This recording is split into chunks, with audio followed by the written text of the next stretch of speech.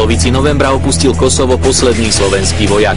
Dnešnom profesionálovi si pripomenieme naše pôsobenie v tejto operácii.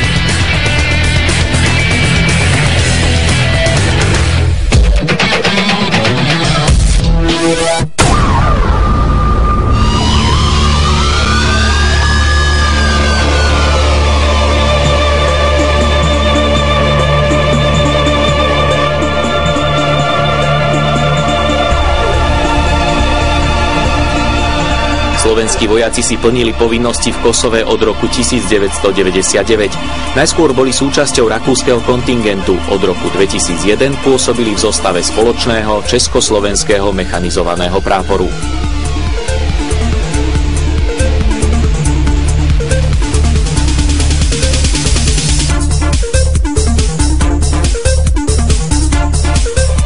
Príslušníci 14. slovenského kontingentu KFOR sú z drtivej väčšiny príslušníci 11. mechanizovaného práporu Martin. Doposiaľ máme veľmi dobré výsledky, naväzujeme na výborné dosiahnuté výsledky tu v operácii KFOR všetkých slovenských kontingentov. Sme na základni Šajkovac, je nás 140. Spolupráca s českým kontingentom je nadštandardná, úlohy či z jednej strany alebo z druhej strany a požiadavky sú zabezpečené veľmi dobrým spôsobom. Hlavných úloh je zabezpečiť bezpečné a kľudné prostredie v priestore zodpovednosti, zabezpečiť bezpečný pohyb všetkých národov v priestore, zabezpečiť jednotlivé cesty a podporovať NGO organizácie v priestore KFOR.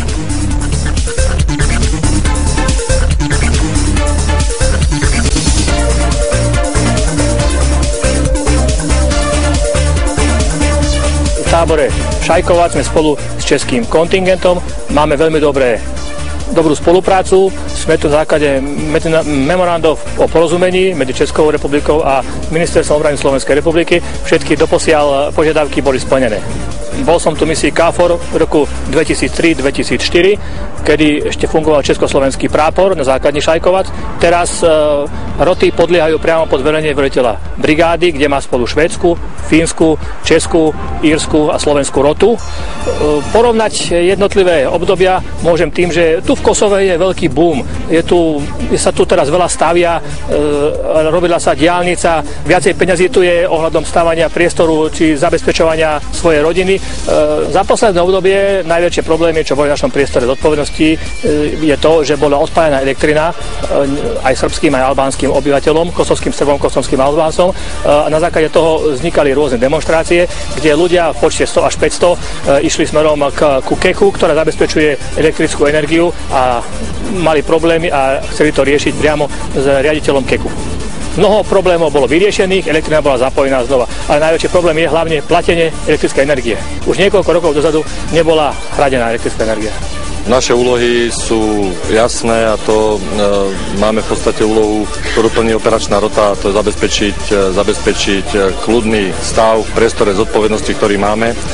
Tú operačnú rotu si priamo riadi veliteľ Multinational Task Force Center, brigádny generál Toivonen, a my, ostatný štáb a logistická podpora sme tu na to, aby sme logisticky zabezpečili plnenie operačných úloh toho nášho slovenského kontingentu. Osobne si myslím, že tá spokojnosť je zatiaľ dobrá. Nemali sme žiadne nejaké udalosti počas tých skoro 6 mesiacov, ktoré sme tu. To znamená, to je veľmi dobré, nebolo žiadne problémy, čo sa týka zdravotného stavu, neboli žiadni zranení. Takže ja si myslím, že čo sa týka plnenia tých úloh, tak spokojnosť našich nadriadených je. I would say that Slovak troops have succeeded. Musím povedať, že slovenská jednotka je profesionálna a plní veľmi dôležité úlohy, ako je napríklad stráženie monumentu Kosovo Pole, tak ako aj v oblasti Obelic, kde je multietnické obyvateľstvo. Having connections to the municipality of Obelic, which is this kind of a multi-ethnic Obelic, they have done a very excellent job. Takisto aj na našom veliteľstve je vynikajúca spolupráca so slovenskými príslušníkmi. Slovak personnel working.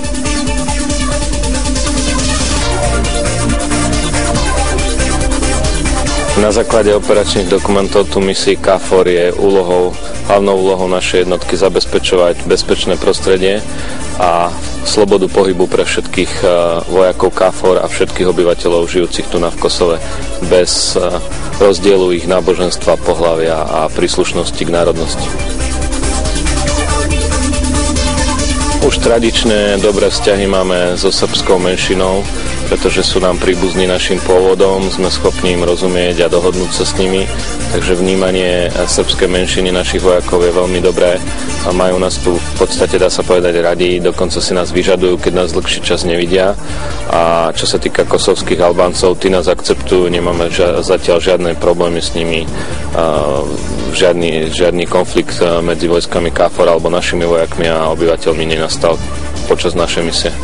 Môžeme povedať, že spolupráca je veľmi dobrá, snažíme sa udržiavať tie vzťahy na veľmi dobrej úrovni.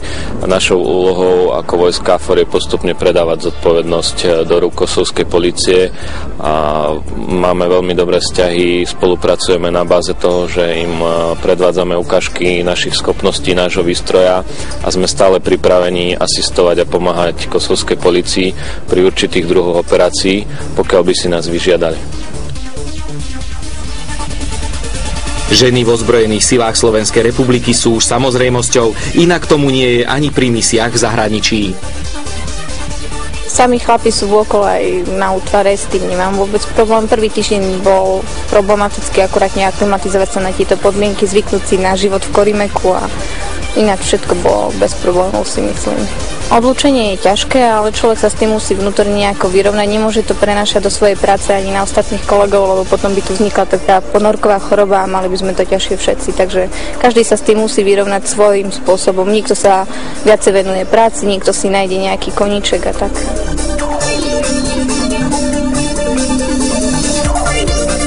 Ja si myslím, aspoň čo mám informácie od vojakov, alebo keď sa rozprávame, máme nejaké tie stretnutia, tak stretnutia s obyvateľstvom, oni sú radi, že sme tu.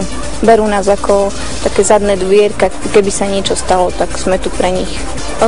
Myslím, že aj Albánci sú celkom radi, že sme tu, lebo je to také zmiernenie toho napätia medzi nimi.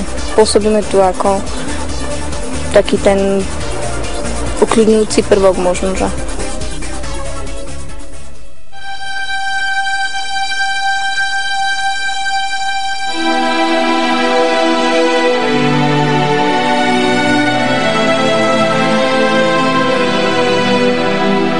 Túto operáciu smutne poznačila aj tragická udalosť, najväčšie letecké nešťastie v histórii ozbrojených síl Slovenskej republiky.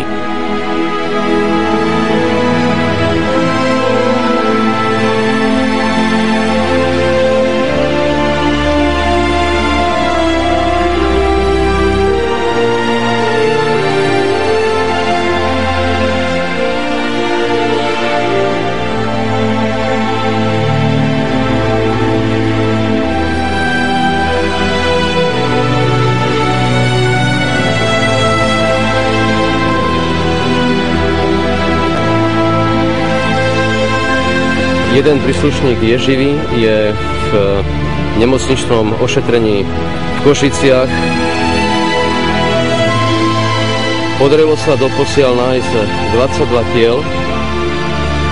Ja som sa s takouto tragédiou v svojom živote nestretol.